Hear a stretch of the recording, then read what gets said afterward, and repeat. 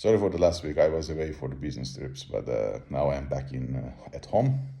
I'm now in Europe, and I want to talk about the Syria and what's going on in Syria. Now, as you know, the Assad regime has finished. I can officially say that. I thought that. I mean, I am very also. Yeah, I am from as a evaluation of my prediction. I thought that the Assad regime will finish. So this is check. I thought that it will be done before 2030s, let's say, at most. Done, but not done fully, because I didn't anticipate that it will be done within at least this year. I was thinking more, I was 27, 28, and later on, to be honest. But this has taken place more than supposed to be, faster. And why, like an apple, the sale of the apples are the borders of a country, and when the cells start rotten and inside the apple or the fruit gets rotten, and this is how the Syrian regime has collapsed. As you see, the HST group, which is backed by Turkey, has gone by using M4. They have gone to Aleppo and then Homs. Now they are before, let's say, Damascus, and from the northern side also the Durzis are coming up. That shows that there is a big agreement already taken place, while you think that YPG, with the PKK, the terrorist groups to Turkey, also they do not move that much. So once you have started thinking about all these scenarios, you see that the Americans, the Turks, and the Russians have come to an agreement. Now you see that in Tarsus there is a Russian navy, and nobody is touching that. HST is not touching that. Any other terrorist group is not touching that. This and that. So, which means that Russian and Turkey and Americans have come to the agreement that one, the Syrian regime will end. Two, the supply cut.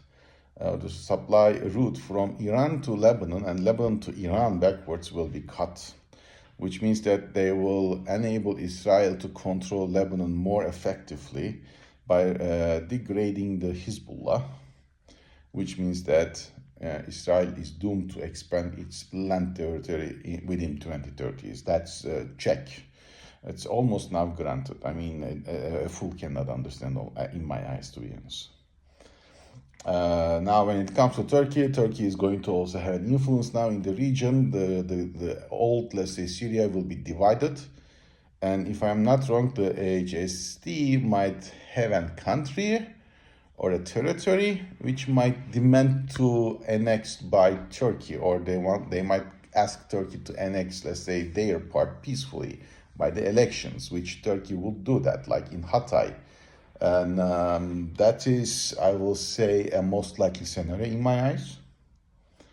Now, for Americans, since it's going to be a guarantee for the Israel, and Israel, Turkey, America have an understanding about this. Now, the big question in future is what will be the relation between the Americans and Turkey when it comes to the YPG or the Kurdish terrorist groups.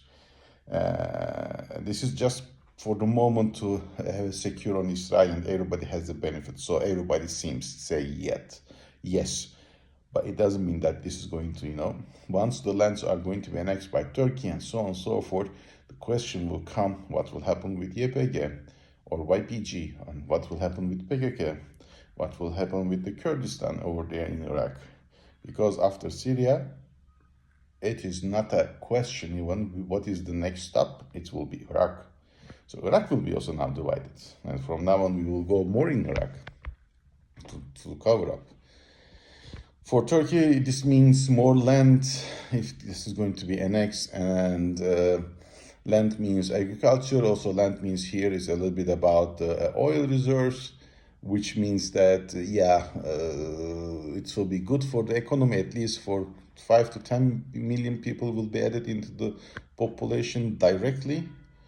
And which means that, fortunately or unfortunately, whatever, but this is the result. Turkey is going to expand, have more influence, not only in the region, but also globally a little bit more. It will increase its region impact. So that is okay. We do understand that part.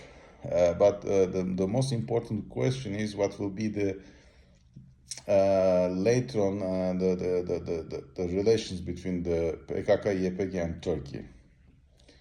That I fear that it will not be that much, because it's inevitable that the HST and the YPG is going to have, they're going to clash somehow. That's for sure. And if anybody is thinking that YPG is not attending this because they don't have a power to do or to collapse the Syrian regime, is wrong. They have been supported by Americans, so they have the heavy artillery and all these equipments, military equipments. They chose not to, because without loss of any manpower or resources, equipment resources, they choose to increase their land by doing nothing. So that's, to be honest, and wonderful news for them, because they are just going to expand their land to the south by doing nothing and watching and just advancing. That's what now they are doing. But it is inevitable that the HST is going to turn their eyes onto the northern of Syria, between Syria and Turkish, and then they will go to the land of, to the border of Iraq, more to the east, and we will see what will happen there. That's the story. And, I assume that there will be a Kurdish region there. There will be a Arabic region and Alawi region. The Alawi region will be more controlled by Russians, which is Tarsus and Lasky and so on and so forth.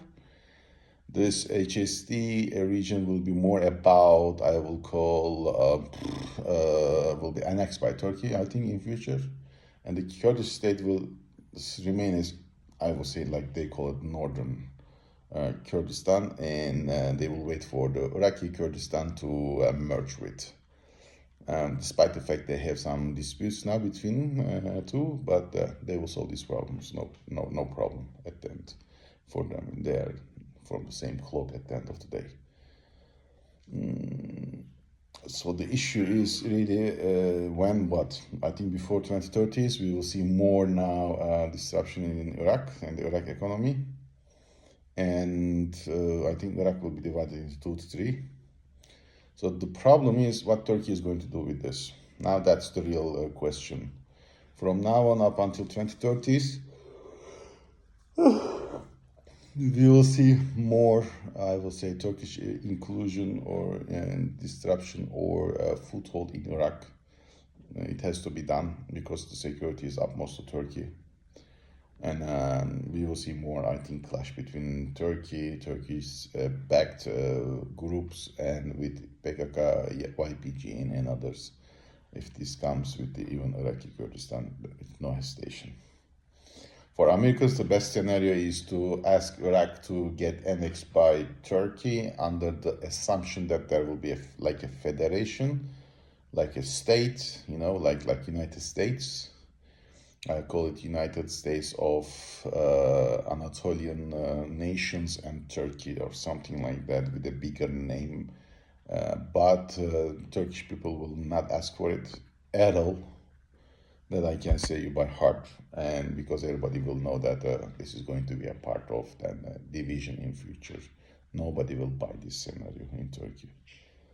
That's almost guaranteed. Everybody knows that's not going to be the end of this story. So the real story is really what will happen with Turks and PKK, YPG, and others like Iraqi Kurdistan. Let's see. But by doing HTC from northern to Damascus, there is one thing happened also. The sea connection to Kurdistan, or this part of the Kurdistan, has now been cut. That's also something that nobody should have missed. That's not going to be easy. So their only connection is still Turkey, or from Red Sea, or air at this moment, and all can be controlled and also watched by Turkey easily at this moment, other than the southern part, which is the Arab Gulf Sea. Let's see what will happen, but we will keep you informed, and have a nice day. But I am glad to report that we know what will happen with Syria. It ends. We didn't know the right time. We think it's going to be after 27, 28 to before 2030s. Now that was wrong. It happened quickly. But also at the end, which now is not going to cover, but I need to say it, it's a bad news for China because Americans are very serious to finish the job in Middle East and focus in China. But that's another topic. Have a nice day. Bye.